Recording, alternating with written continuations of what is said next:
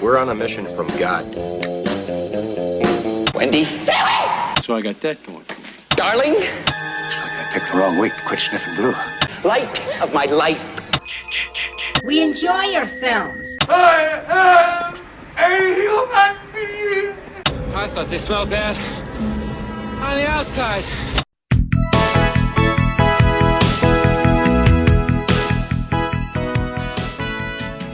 Welcome to Vintage Video, where we're rewatching the 80s so you don't have to. We'll be reviewing every major film release of the 1980s in real time, overanalyzing what you've seen and spoiling what you haven't. I'm Patrick O'Reilly. I'm Jesse Bayless. And I'm Richard Wells. And today marks the 40th anniversary of the release of New Year's Evil on December 19th, 1980. It was written by Leonard Neubauer, based on a story by Neubauer and Emmett Alston, directed by Alston, and released by Cannon Film Distribution, making this the fourth Golden Globus production after Happy Hooker, Schizoid, and The Apple. Director Emmett Alston has a Hitchcock-style cameo as a bearded camera operator somewhere in the stage of the show that they're filming. I don't think it was a featured cameo. No.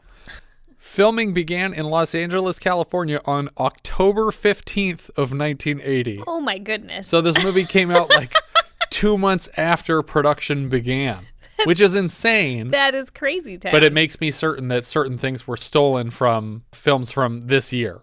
We open on A City at Night, December 31st. In her dressing room, we watch Diane Sullivan, a.k.a. Blaze, getting her makeup done. Her manager bugs her about the schedule because it's almost showtime, and she asks him to find her assistant, Yvonne. We see Yvonne walking into her hotel room as a phone rings inside. It's Diane on the phone, and she wants to know if Yvonne got a hold of her husband.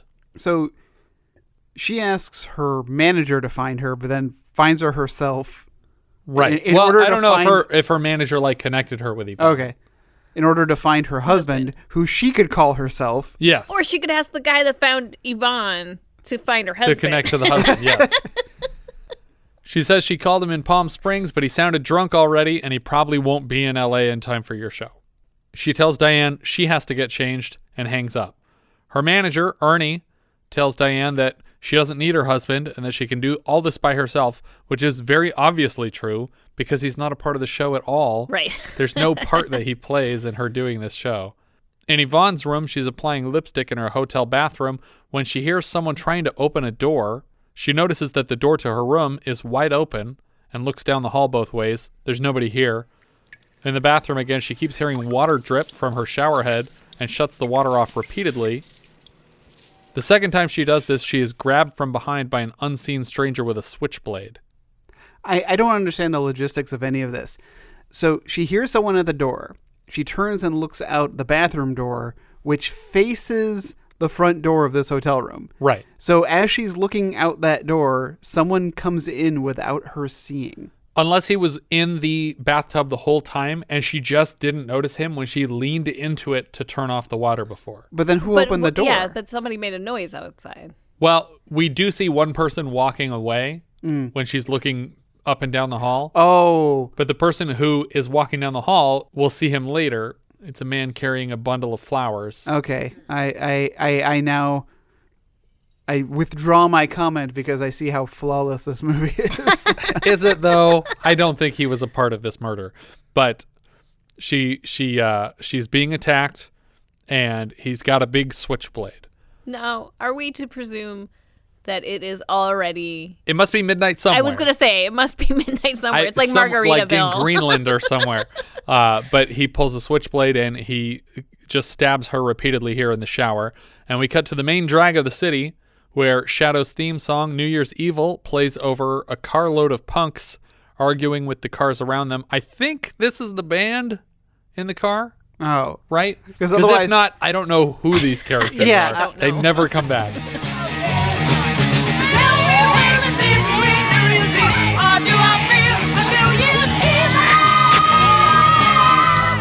I was trying to take meticulous notes about who are these people? There's I'm going to describe each of them individually. There's 8 people in this car and I cannot keep them straight.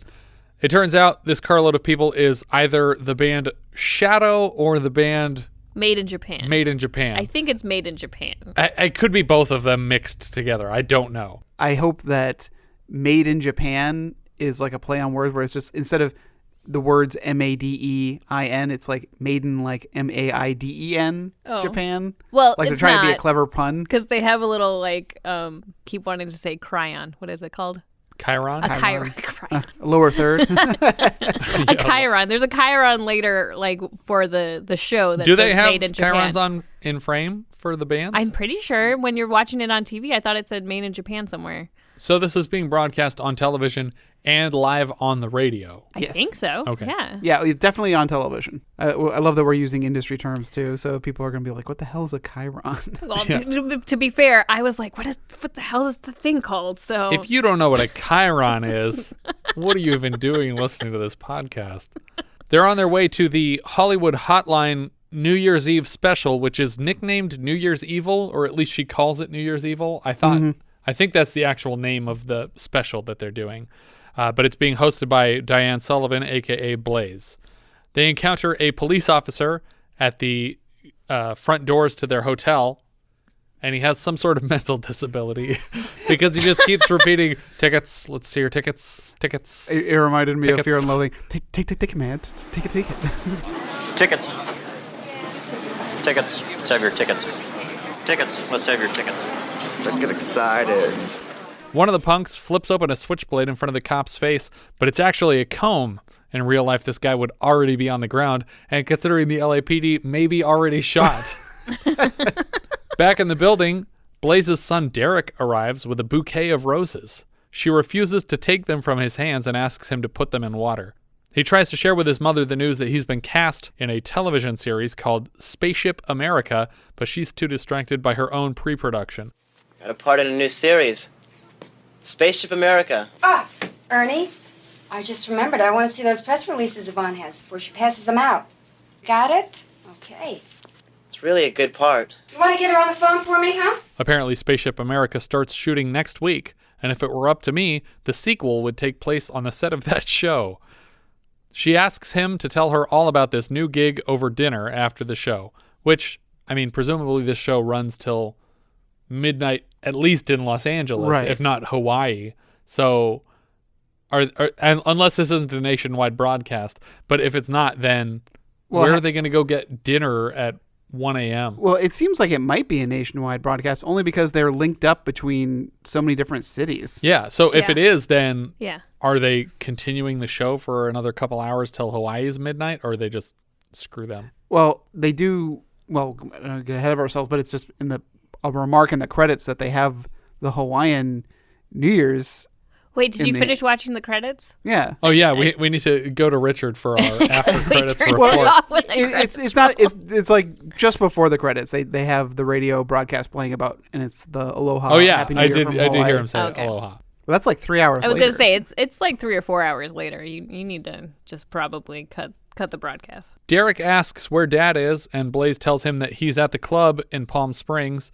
Derek's going to call and wish him a Happy New Year, and we cut to the stage of New Year's Evil, the show that Blaze is hosting. It seems like an MTV/Dick Clark New Year's Eve type event. Blaze is essentially a VJ with no obvious talent. She's introduced as the First Lady of Rock, but she never does any singing here, and she barely dances throughout the film.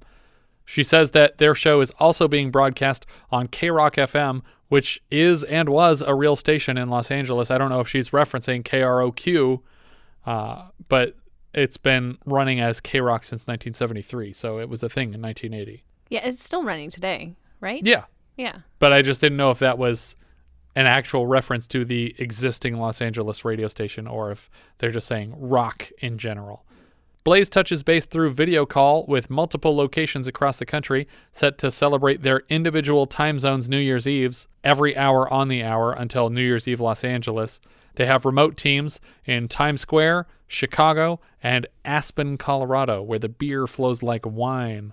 But screw every other place that's in the United States time zone. We only need the major cities in each time zone, the most important city in each time zone. Apparently, the regular show has some sort of call-in element, Hollywood Hotline, and so they're using the phones here to have listeners call in and vote for the best new song of the year, and a team on stage is answering phones to collect a tally.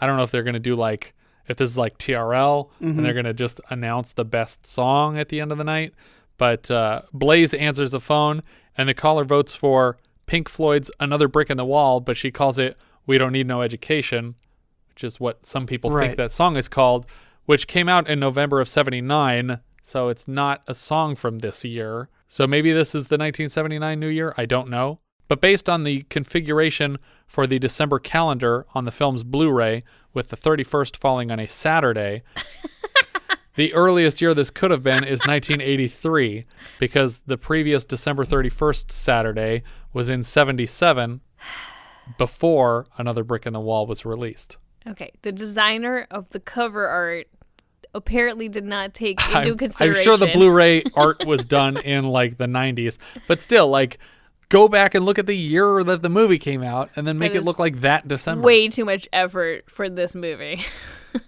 Incredibly, the second phone call that Blaze answers at random is a psychopath looking to speak with her specifically, even though the person is calling into a phone bank that is manned by potentially hundreds of people. He gets the host of the show. He's using some sort of voice modulator, but he's also speaking in a very weird, slowed down rhythm as he goes. Blaze here. A crazy New Year to you. Happy New Year to you, Blaze. Ooh, some kind of voice you got there. Sound like the Phantom.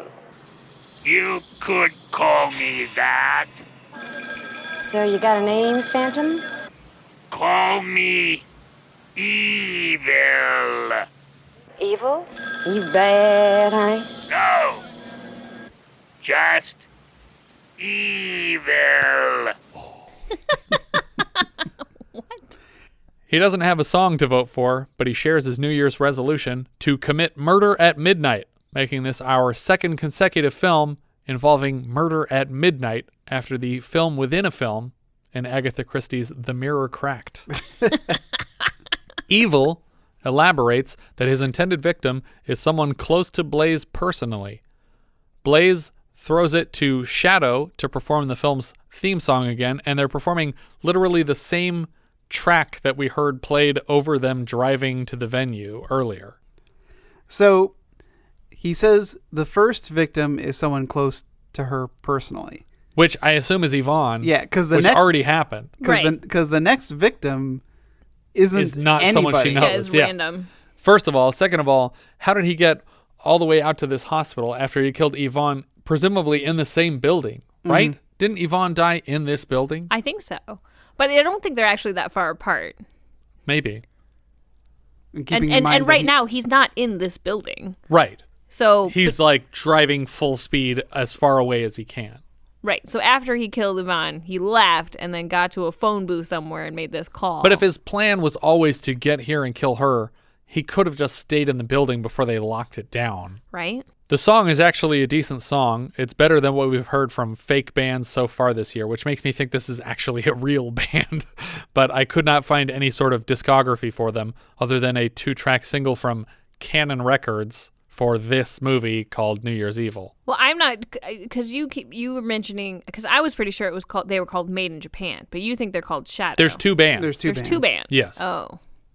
Why is there two bands? I don't know. And we never, I don't notice a visible difference between the two bands. But they say Shadow sometimes and they say Made in Japan sometimes. All the songs sounded like the same. But on the IMDb soundtrack, it lists some of the songs as being Shadow and some of the songs as being Made in Japan. Mm. I mean, stylistically, they're the same. They didn't all sound identical. Right. Blaze pulls Ernie off stage to ask if he heard the call. Holy shit, did you hear that? Don't let it bug you. Look, Ernie, I do not want any trouble. That guy was not your usual freak. Everything is going to be okay. Look, I would like some police protection just in case. We already got cops here. Well, why don't you get some more cops? Okay. We get some footage of the crowd mosh pit dancing in front of the band, and they just look like a bunch of coked up blind people. Yeah. It's not even really mosh pit dancing. Well, and a lot of the just quote unquote dancing that they're doing is just bumping into each other. Yeah, or just even I feel like they were told they were in a zombie movie. or they were supposed to be a mosh pit, guys. But this isn't the way a mosh pit moves. They're not crashing into each other with high energy. They're just kind of. This is like a punk mosh pit. I Like guess. this isn't like a posh pit. A posh pit. Sure. We cut across town where Evil is hanging up a payphone outside the Crawford Sanitarium. We're hearing a half-assed sound-alike for Harry Manfredini's Friday the 13th soundtrack. Well, it's not the only Friday the 13th thing we'll get in this movie. No, for sure. In the kitchen of the sanitarium, we watch a worker loading up a trash can to take it outside. While the man dumps the trash, Evil sneaks in through the back door of the kitchen. By sheer coincidence, the patients of the sanitarium happen to be watching Blaze's show and are dancing manically in front of the community television. It seems like they're doing the exact same dance as the people on set. A nurse, dressed exactly like the Blink-182 CD cover nurse, sneaks out into a hallway to light up a cigarette, and as she walks the length of a hallway, she suddenly crashes into a door as it opens, and she's surprised by a man coming out who she doesn't recognize. Who are you? Oh, I'm Jeff Winters. I'm sorry I'm late. They sent me over from county. Temporary help, they said. She buys this excuse hook, line, and sinker and offers him a tour of the place. She notices his tape recorder, and he says, Yeah, I always come well equipped. I bet you do. Including this. He pulls out a giant bottle of champagne, offering to split it with her somewhere private before he clocks in. Jeff Winters and Jane Martin, as we'll come to know her, drink champagne from tiny paper pill cups in a break room. They slow dance to the blues track being broadcast from the New Year's Evil special, and we cut back to the live show where the mosh pit now looks like a pack of zombies bumping into each other. Yeah. Because now the music is this really slow blues track, but they're dancing to it the same way that they were dancing to the previous music. It's all they know. Don't be so insensitive. I feel like he's doing the dice thing too much. It's the only movie he knows. Backstage, Blaze is introduced to Lieutenant Clayton and Sergeant Greene. They ask what they can do to help. Before she can even really explain what she needs in terms of protection, they tell her that the people threatening to murder her is a workplace hazard in the entertainment industry. Frankly, if you'll excuse my saying so, you got to expect that from the type of audience you appeal to. Look, people close to me were threatened. Now, if you don't take that seriously, maybe we can find somebody in your department who will. Oh, we take it seriously, but you people amaze me. Here you create a problem and then you complain about it. Oh. They advise her to keep the killer on the phone as long as possible so they have a chance to trace the call. Blaze steps away from the police to call room 408, which is her room. Her son answers the phone, and she asks if he's seen Yvonne. I don't know why he would have seen her, because he hasn't left the room. Mm-hmm. And she has her own room that Blaze should be calling right now, especially in light of the information that someone close to her will die tonight, and her assistant is missing. Derek tells her that he has something very important to say, and she's like, "That's great, sweetie," as she hangs up. There's something you should know, something important. Listen, honey, I have to go now, all right? I'll see you in a little while.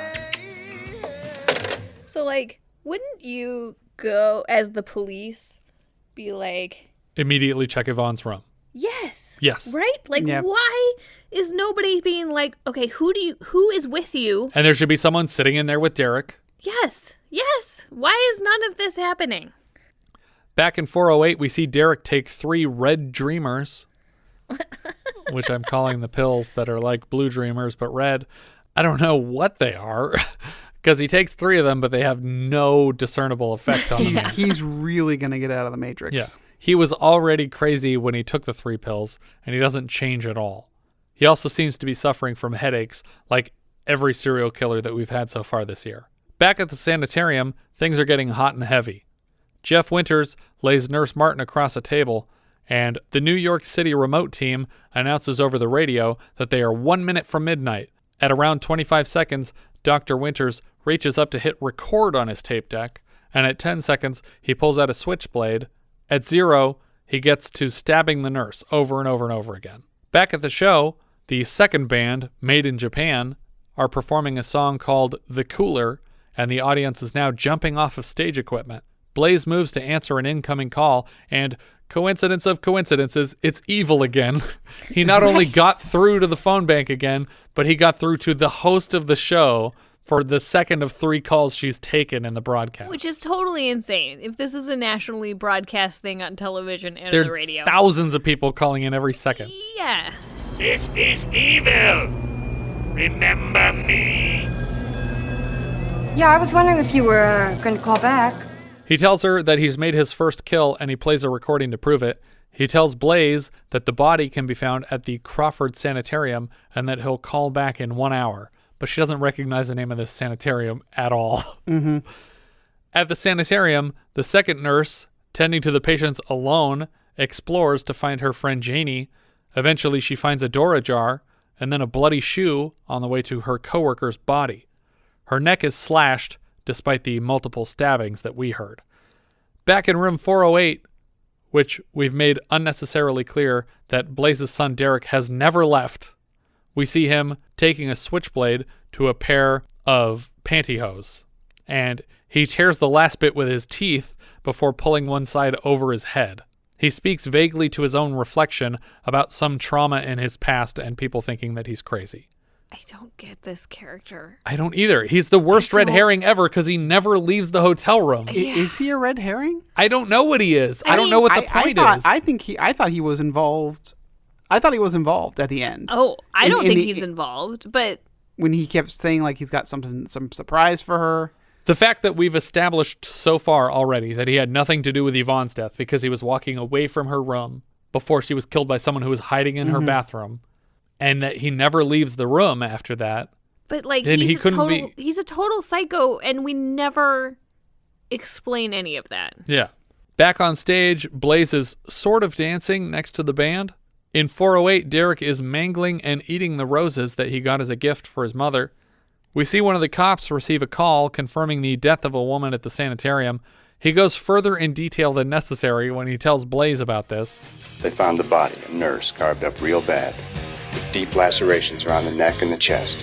She somehow determines that this means the killer has Yvonne captive, when so far that is not this killer's MO at all. Yeah. But she's like, oh my God, he must have her. And it's like, why would you think that? Why did nobody check her room yet? Yeah.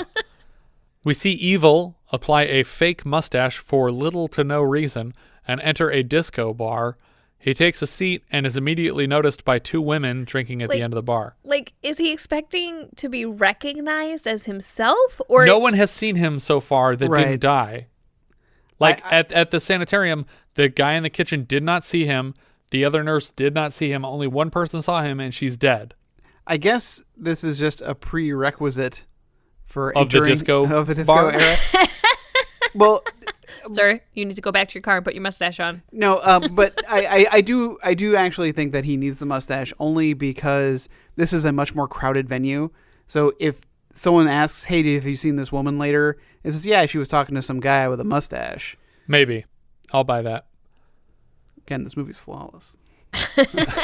Back at the studio, the cops tell Blaze and Ernie that this killer is going to kill someone at each midnight across the country. Not clear what they're basing this on, since he's only killed 1 person so far, and he only announced an intention to kill 1 person.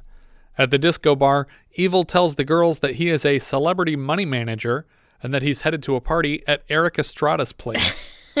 He invites one of the girls along, and of course she brings her friend because she's not a complete idiot. Right on cue, Made in Japan, the second band performing for New Year's Evil, launches into their song Dumb Blondes. Well, they may have empty hands, but they're Einstein's in bed. Dumb blondes. When Evil tells the blonde girls that he's driving a Mercedes, they seem impressed and completely buy into his money manager story. Backstage at the show, the cops play recordings of the most recent call from Evil and ask Blaze if she recognizes the voice at all through this processor that the killer is using. A stagehand asks if Blaze is up to introduce the Chicago New Year countdown. He suggests that Rip could take over for this one, and Blaze thinks for a moment before asserting her place as the host of the show. She's not going to let this killer dictate whether or not she's hosting. No. No, goddammit, it's my show. I'm not going to let this cutthroat ruin it for me. That's exactly what he wants. Though the guy seems ready to kill people either way and never said he wanted her off the show or anything. In the Mercedes, Evil is starting to get pissed off because he can't find a place to kill these girls, and he's running out of time. One of them notices how panicky he's getting and recommends transcendental meditation. Lisa and I do it every morning. Boy, that sort of stuff really works. I stopped biting my nails. Lisa got rid of her nervous diarrhea. Sally, please. Oh. After TM, as she refers to it, she moves on to TA, and then EST, Zen, and lastly, haikus, and she swears by them all. Though, disappointingly, we never get a haiku out of her. I was hoping that maybe her final words would come in a 575. I was wondering if any of them did. I didn't go back and count anything. No, they didn't. Okay. Evil tunes the radio to the New Year's Evil show when, luckily for him, Lisa asks to make a pit stop. Before Lisa heads in to use the liquor store restroom, Evil hands her a $100 bill to buy the fanciest bottle of champagne they've got. Now that he's alone with a potential victim, we are 15 seconds from Chicago's midnight. He hits record on the tape deck and asks the girl if she'd like to smoke some marijuana. Or actually, I think he says, smoke a number? Which I've never heard that. Well, and then he says, I got it here in this gigantic bag. Here, smell. I'm clearly almost done with it because there's almost nothing in this huge bag. I smoked all of this before I came here. But he offers her this big bag, and when she leans in to smell it, he whips it up over her head, and she's asphyxiated in this bag.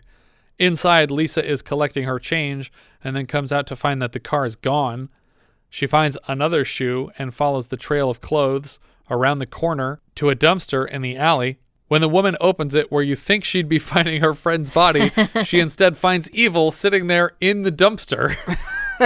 Which was brilliant. Well, it's brilliant because I did not expect it at all. That's what I mean. Not brilliant on his part. Yes, I just mean brilliant for the movie. It's just as likely that she would be terrified to open this dumpster and just call the police. Right? Yeah. And then they would arrive and just find him in this dumpster. Right. But at the same time, you're sitting there thinking, like, why are these shoes left behind, like in this pathway to the dumpster? And you're like, oh, so she'd go and check for her friend. But then he pulls her completely into the dumpster, and we cut back to Blaze, backstage again, listening to all of this happen through a phone.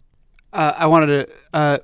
all the while this woman is walking towards the dumpster, we're getting Friday the 13th-esque. Yes. Like...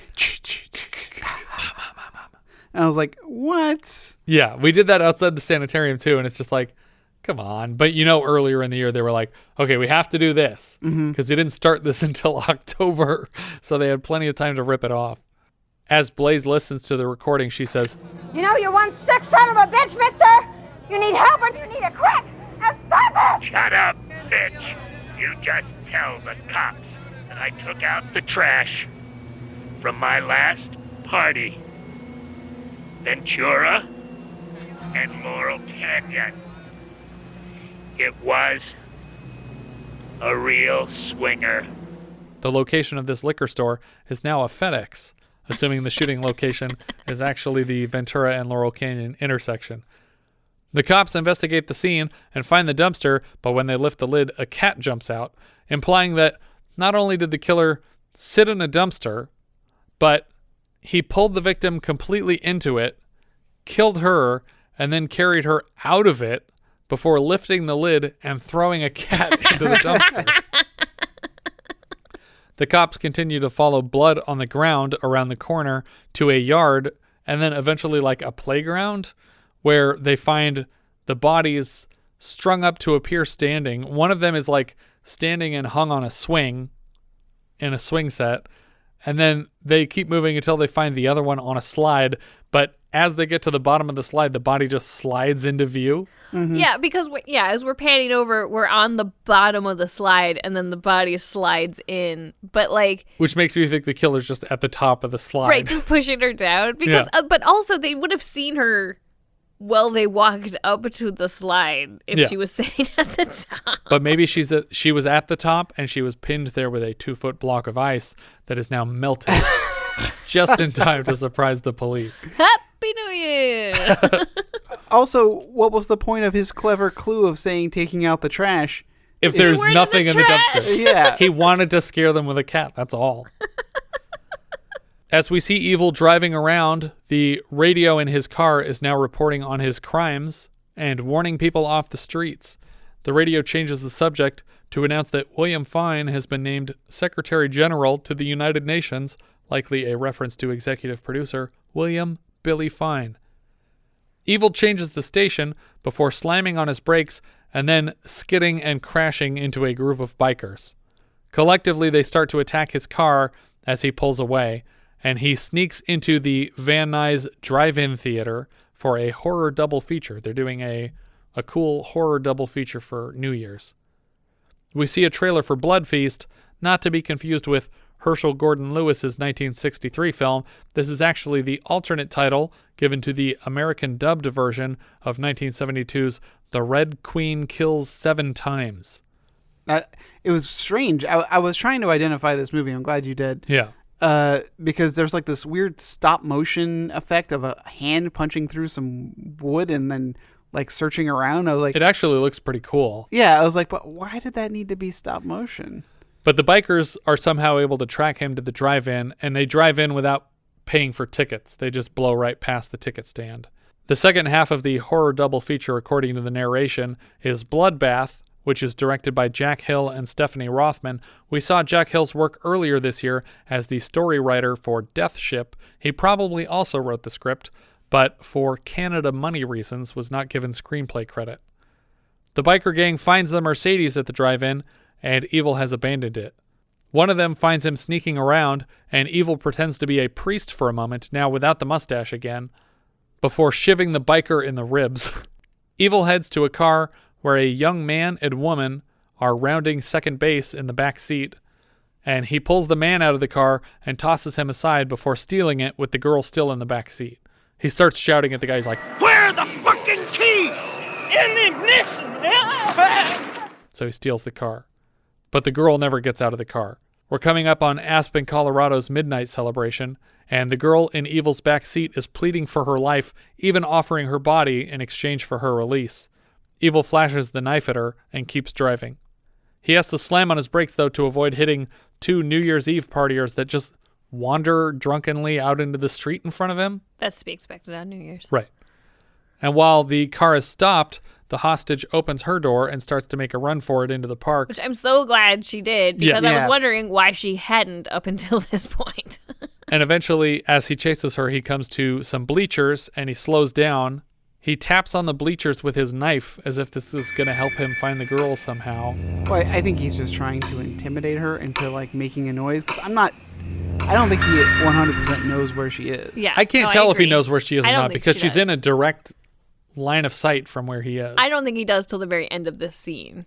A police car pulls over near Evil's abandoned stolen car, and the partiers are pointing the cops into the park where a man just chased a girl. Also, this is all taking place in L.A., so you're telling me he went from Van Nuys up into what we're assuming could be Mulholland or something? I think this is the park by Matt and Amanda. I Okay. think this is still North Hollywood or Burbank-ish. But he didn't he didn't come to one stoplight or stop sign No. this whole time. Nope. In L.A. He locates the girl, but just as he's bending over to reach for her, the cops show up. Though they don't actually like enter the shot. We just hear ADR of a cop saying, "Hey, you, over there, police officer." And they never enter frame because I don't think they had actors lined up to play these characters. And we just hear their voiceover. One of them asks, Miss, are you okay? but by then Evil has run away scared of them. So, So he's botched this midnight. right, he screwed up the mountain time kill. Right. But he made up for it by having 2 extra kills on the previous thing. On Chicago time? I mean, everything about this killer's, like, you know, his thing, I don't know what to call it. I mean, his Fetish. yeah, whatever is causing him to kill at midnight, he's really sucking at it. Yeah. But he has killed he's only at succeeded least once. 3 people. He's killed 3 people, but he's only killed 1 at midnight. He killed 2 at midnight. Oh, 2 at midnight. Yeah. He suffocated a girl and he stabbed a girl at midnight. And we don't know what time he killed Yvonne. That's true. It could have been midnight somewhere. And if it was, then he has 3 official midnight kills and then 1 other, just after midnight kill. And then 1 midnight came around with no kills. And then I don't know if that biker died that he stabbed at the drive-in. And the police officer later. Maybe that guy bled out and then died at midnight. Mountain What was Time. his plan before the bikers were chasing him? Like, he was wearing this priest outfit. He seems pretty manic. I don't know. I think he just decided he was going to change costumes between every hour. More police arrive at the concert venue.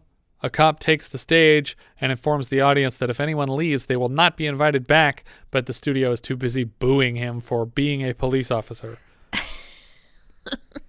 Backstage, Blaze is informed of the new theory held by police that the killer is on his way here with an intent to kill Blaze specifically. Killing a named personality at the stroke of midnight New Year's Eve would satisfy his egotistical desire for attention. Make him bigger than the son of Sam, or the Zodiac Killer. All those psychopaths who have a need to be big in the media. She seems mostly bored by this theory, and the cop continues that the killer probably has a mother fixation since he has mutilated each victim's breast thus far. That we don't see this, but we also don't see a lot of the victims after they're killed. I mean, we see him stabbing at the nurse. Right, but when we see her body, it's just the throat slit. Yeah. And then he wasn't mutilating the one he strangled. Like, he just put a bag over her head. Right, and the other girl slid down the slide, but she didn't have, like, boob slashes. She was just I don't think we got dead. the boobs in shot on that one. Maybe not. We get a quick insert of Derek just around the corner backstage, listening to this whole conversation with the police. He's still wearing the red stocking over his head, but now with sunglasses on the outside of them. I wonder how he's walking around this building without anyone noticing this weirdo. Evil arrives as a priest, having hitchhiked to the venue. Thank you, my son. You're welcome. Go with God. When Evil learns that he won't be admitted to the venue because he doesn't have a ticket and the cops have locked the place down, he sneaks through the parking structure. He finds another guard there and calls out for help with a drunk. Hey, officer, can you give me a hand over here? I think I found a drunk. The dumb cop leaves his post, allowing Evil to knock him unconscious with a foam brick. A very blatantly foam brick. Blade announces Made in Japan's next song, Bonsai, and we cut to Evil, completely changed into the cop's uniform, heading into the building. But the other cop doesn't seem to notice that his partner hasn't come back from the call from a drunk, and then this random other guy. He was inside when the guy called out, so he didn't. He didn't know. Either way, his partner went away. A cop he doesn't recognize just walks Bingo. by in the that uniform. should be it, because he should know all the cops here, right? We see a group of makeup artists attending to Blaze, and she says she wants to change out of her outfit because it's uncomfortable. One of them offers to join her at her room, and she says that she needs some time alone. A nearby cop says, "Oh, like hell you do. Listen, I'm staying with you. They just found one of my guys not cold down in the garage. That killer could be loose in this building somewhere. You understand?" Yeah, I understand. "What do you mean he could be loose? Isn't it obvious that the killer is loose in the building if one of the cops has been knocked out and all of his clothes are gone? Yeah. Shouldn't you immediately be looking for people wearing police uniforms that you don't recognize?" Or at least even ask the other cops if you've seen a cop you don't recognize. The cops enter Blaze's room, gun drawn, and this first cop does a terrible job of clearing the room and eventually almost shoots her son Derek, who's laying on the bed. Derek, I'm sorry. I forgot you were here. Haven't you always? Derek leaves in a huff. She asks the cops to wait outside while she changes, and he agrees. Evil sneaks up on Blaze wearing... Sorry. I'm laughing because my note is he leaves in a huff. Yep. Perfect. Evil sneaks up on Blaze wearing a Stan Laurel mask. Yeah, I really am upset by this. What, the Stan Laurel mask bothers you? This is a connection, though, between New Year's Evil and Christmas Evil. If you'll recall, they watched Babes in Toyland. Yeah, that's true. So Stan Laurel has some sort of appearance in both films. When she finally notices him, she screams, and he says, "Ooga booga," in a jokey voice before removing the mask, and she recognizes Evil as her husband, Richard. Turns out that red herring they set up at the start wasn't a red herring at all. It was just the killer the whole time. The twist is there is no twist. Yeah, well, instantly, the moment she started talking about her husband at the beginning, I'm like, oh, so it's the husband that's the killer. Right, because the only other option is that it's the son, and he never leaves the hotel room. Mm-hmm. So he can't be killing people all over town if we're cutting directly to him not doing anything in her hotel room. He moves to introduce himself to the cop standing guard outside, And apparently he was using the restroom and decided not to come out when he heard them pull a gun on his son, which tells us two things. One, that this cop didn't check everywhere in the room, which he should have done. And secondly, that this father didn't bother to interrupt a cop shooting his son in the hotel room. Blaze confirms for the police officer that this is her husband, and she closes the door again. Richard tells her that he came down as soon as he heard about that maniac calling into the show, and she fills him in. Oh, he's not just a crazy person. He's actually killed multiple people now. And she adds that Yvonne is missing, and the police have looked everywhere, but haven't been able to turn up anything. Richard offers to stay by her side to protect her. When Blaze heads back to the set, the cop asks Richard, "How'd you get in here since the building is closed?" And he says, "Oh yeah, the agent approved me coming in." See, but this cop's doing his due diligence. Right. He's asking the still right reports question. it. Yeah, and then he reports, "I want to verify this story." Richard finds his way into the closet that houses the mechanics for the elevator shaft, and he manipulates them with a screwdriver. Officer Clayton gets a call that they found the abandoned Mercedes at the drive-in, along with a biker's body, and the owner of the car is Richard Sullivan. He asks Ernie if Richard Sullivan is any relation to Diane, and he confirms, yeah, that's her husband's name. The detective continues to explain that he kidnapped a woman from the drive-in and stole a second car. You don't think that he had... Just a second, Louis. Starts the manager. It turns out, in the files at the sanitarium, they discovered that Richard Sullivan was once a patient there, which seems like something Diane should have remembered when the killer said that there was a body at the sanitarium where her husband was staying. Well, that was going to be my question. Like, when was he crazy? What does she know about him? That's true. If it was before she knew him and maybe she didn't know he was ever there. But, like, this whole thing is so confusing to me because I feel like we don't ever really get any motivation from him. Yeah. Like, why is he doing this? Like, okay, I guess he's crazy or we get was a bundle deemed, of motivations all of a sudden. He was deemed crazy at the end, you know, saying he was in the sanitarium, but like I don't know. It just bothers me that it doesn't seem motivated to me. Right. Another cop tells Clayton that her husband is here in the building and that the manager approved it, but the manager says he did no such thing. I always knew that bastard was crazy. It's like, didn't you just a second ago say you don't mean to suggest like you were going to come to his defense? Blaze rides in the elevator to the stage with her personal guard, and Richard watches on a monitor at the controls to the elevator. Suddenly, the elevator is completely out of control, and Blaze is pressing buttons to stop it to no avail. The elevator plummets fast enough to either knock Blaze and the guard unconscious or to scare them into fainting. I'm not clear because we never get a good feel for the speed that this elevator is moving at.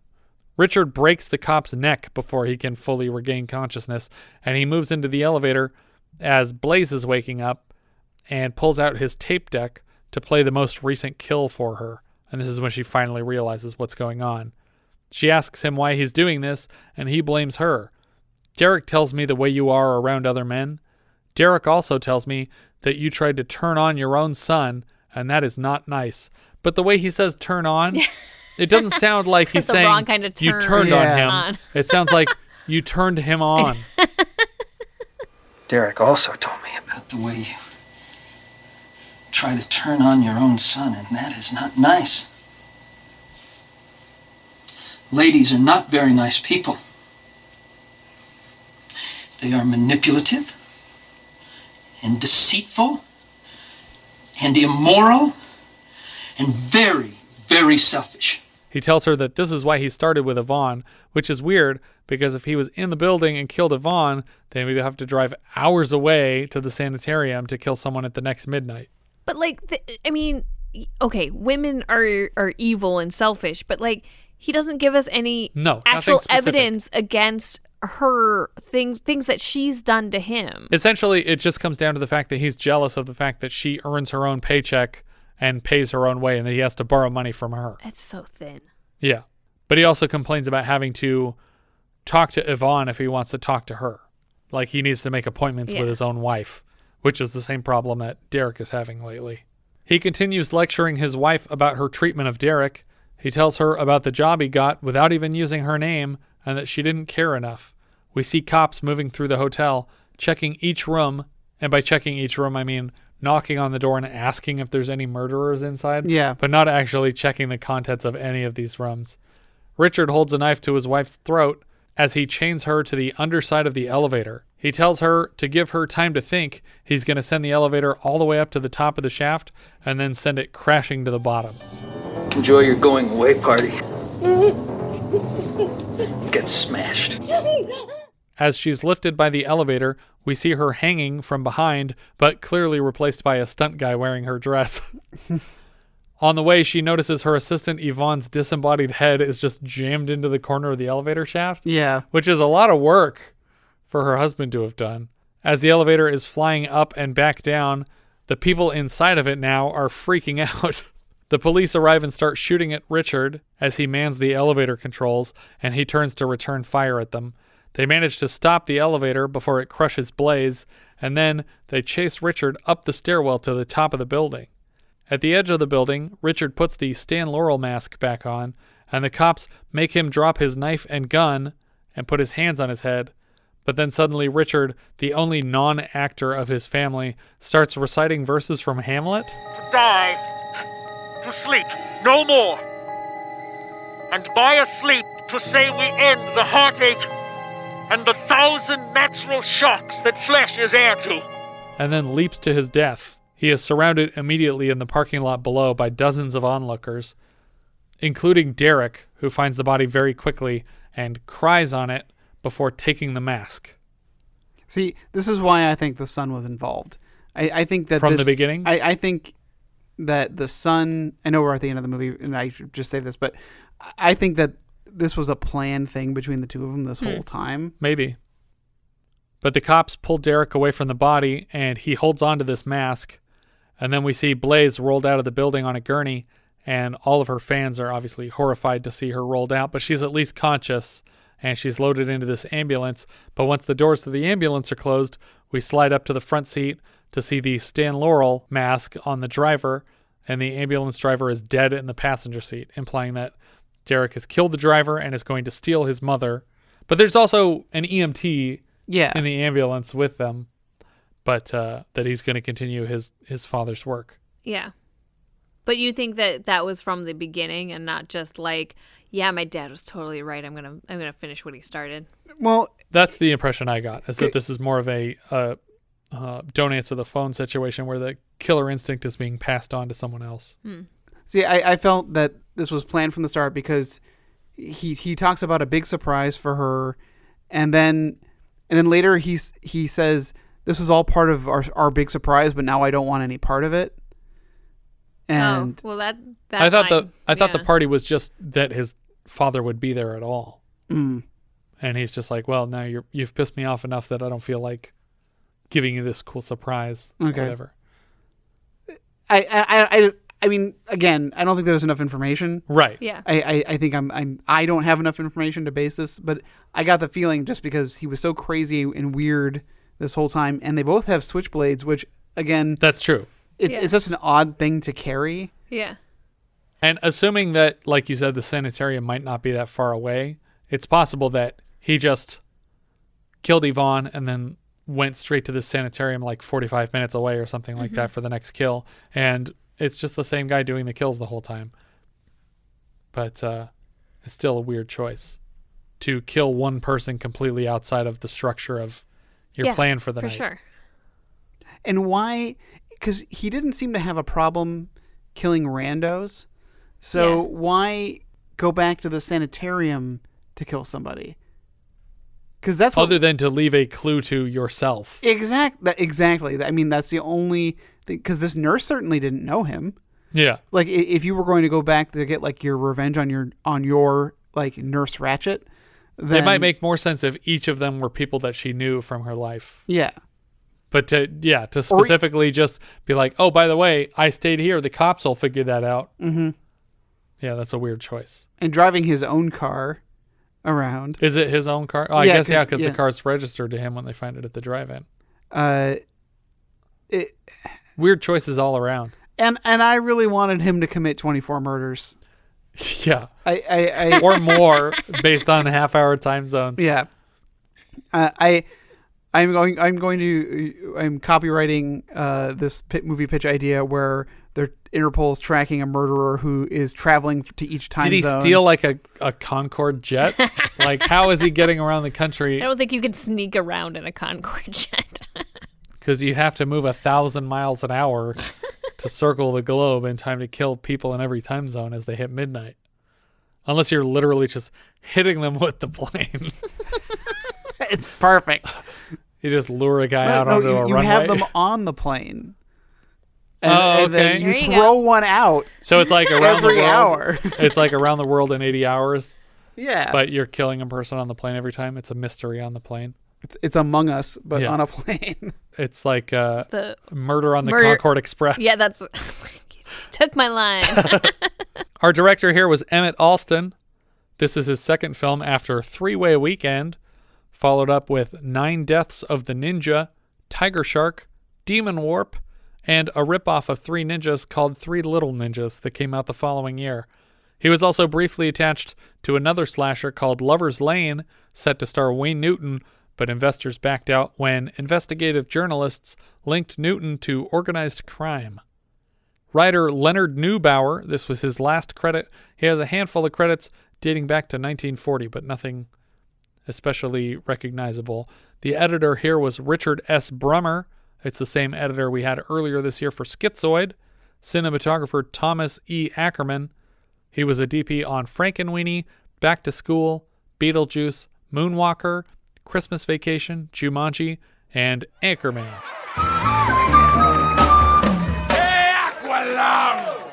That's some good credits. Yeah.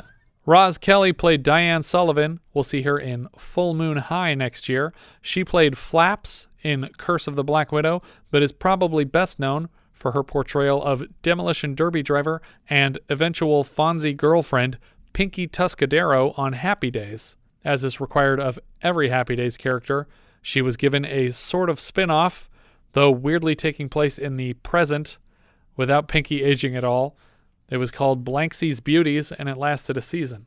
On November 29th of 1998, she was arrested for firing a 12-gauge shotgun into the living room window of a neighbor's house after a car alarm woke her up. Luckily, the neighbor was not home at the time. Wonderful. She was sentenced to jail time, which was minimized to 90 days, and she was on parole when, on October 27th of 2000, she was sentenced to 120 days in jail after pleading no contest to charges stemming from an August 25th, 2000 arrest for hitting a man with her cane. She also appeared as a plaintiff in a 1996 episode of Judge Judy. Oh, wonderful. Suing her plastic surgeon for a leaky breast implant. Kip Niven played Richard Sullivan. He was Astra Chan in Magnum Force. He was Lieutenant Thatcher in Airport 75, Walter Russell in Earthquake, and he acted exclusively on television after this until 2001. He didn't do another film for 21 years. Chris Wallace played Lieutenant Clayton. We had him earlier this year as the psychic in Don't Answer the Phone.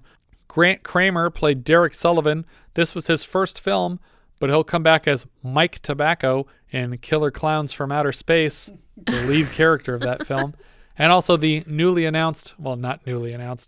announced return of the Killer Clowns from Outer Space in 3D, which still has the Kyoto brothers attached, but the IMDb page hasn't been adjusted since 2017. So yeah, I don't know if that's ever going to happen. Louisa Moritz played Sally. She was Rose in One Flew Over the Cuckoo's Nest, Gloria in Up in Smoke, Myra in Death Race 2000, and Carmela in Last American Virgin.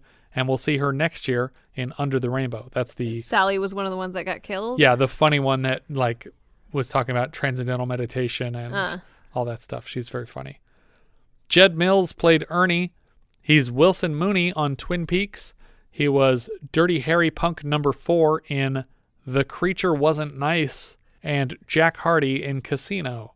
Taaffe O'Connell played Jane. Jane is the nurse who was killed. Mm-hmm. She'll play Damia in next year's Galaxy of Terror, and more recently, she played Mona in The Change-Up, which is the Ryan Reynolds, Jason Bateman body swap movie. Jenna Franks played Nurse Robbie. That's the other nurse from the sanitarium. She has mostly soundtrack credits from having co-written Jethro Tull's Aqualung with her husband, frontman Ian Anderson. Hey, Aqualung! John Alderman played Dr. Reed. He played Carl Boneri in The Stuntman earlier this year, and also a bookie in Baltimore Bullet. Jerry Chambers played the clerk at the liquor store. Apparently he's a former Laker. He didn't have much to do in this film. And Mark L. Rosen played drunk number 2. That's one of the two guys who wanders out into the street in front of the stolen car. He was a producer on this film, as well as Alligator and Schizoid earlier this year. I don't know about this one. I do. I know exactly about this one. I think it's probably a thumbs down because there's nothing especially great about it.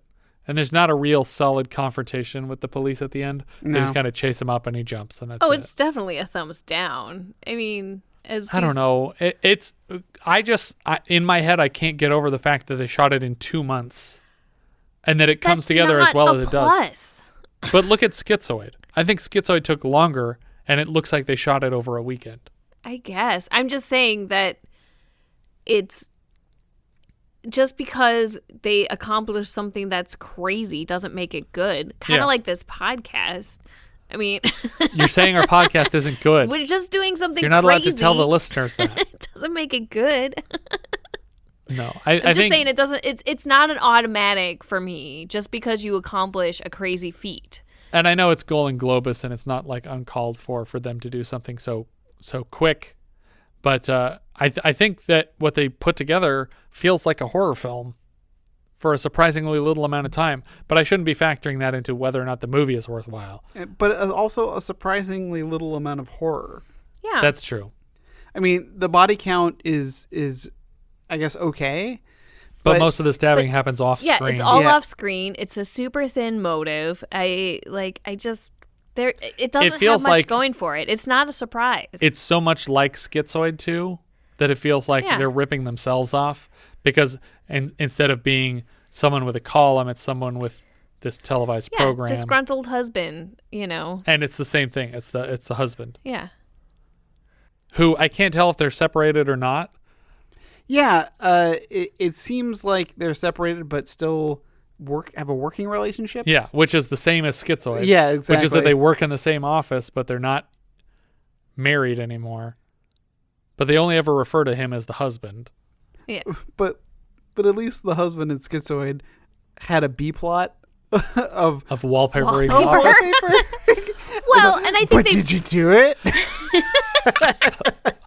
I like this guy too, though. I really like the actor. I'm surprised that I don't recognize Kip Niven from more stuff. I think that Schizoid did a little bit better of layering in motive throughout because we had all those sort of therapy sessions where they're bashing the husbands and stuff like that. True. And like this one, I felt like they tacked it on in the end, like, oh, he really hates his wife and he hates women for not caring about him, and I don't know, like it just doesn't. There was more than there was here, at least. Yeah. It was literally just, I don't like women because you make me ask you for money, and it's like, I don't make you ask for anything. You ask me for money and I give it to you, and you don't like that you ask me for it. Yeah. But and I guess he's crazy. Like that also seemed very tacked on. Oh, by the way, at some point or another, he was in a sanitarium. Yeah, and it seems like his son has inherited whatever problems he has. Like we don't really go into those problems at all. But I really did like the Sally character from the bar. That's just like she was great. Like she starts out as like, oh man, it's so sweet. Like I picked up another girl and I'm gonna be able to kill someone on time. And it turns out she's just super annoying and she's got all these ridiculous hobbies. And he's just like, God damn it. And she brought a friend along. Now I have to find a way to separate them. But that was fun. But yeah, it's probably a thumbs down, isn't it? Yeah, I mean, would you really tell somebody to go watch this? Yeah, so it's a thumbs down. I feel bad saying down to any Golden Globus movie. I don't think I've done that so far. Maybe I have. Maybe they're all thumbs down. Yeah, it's probably, my whole you know life. what? It's a thumbs down for sure. So is that 3? Yes, that is 3 solid thumbs downs. For some reason, Richard really liked this one. Yeah, this is the first slasher where he's the only thumbs up. All right, Letterboxd. What are we thinking, Jess? Oh, it's pretty low. I have it at 132. It is below Times Square and above First Deadly Sin. I'm going to start moving mine. It actually might be below First Deadly Sin. I don't know. It's a tough one. Richard. First Deadly Sin was more boring, so I think it's above that one. I think that's fair to put them close to each other. Richard, what do you think? I have this at 147, just below He Knows You're Alone, and just above The Apple. Okay. So I did not care for it. It's pretty close to The Apple on mine, too. I actually have it in 90th, so it's in my top 100. It's just under Motel Hell, and it's just above One Trick Pony. I mean, we only got a couple movies left for the year, but I have a feeling it won't make the top 100. Well, it's definitely going to make my top 100 because there's not enough to push it out. You said it was at 99. No, 90. Oh. I think that's everything for New Year's Evil. If you have any thoughts you'd like to share with us, we are Vintage Video Pod on Twitter, Facebook, Instagram, and Letterboxd, where, as I've said before, you can find each of our full movie rankings for the year. We can also be found at vintagevideopodcast.com. Please consider rating us on iTunes to help people find the show. And if you take the time to leave us a review, we will thank you personally in an upcoming episode.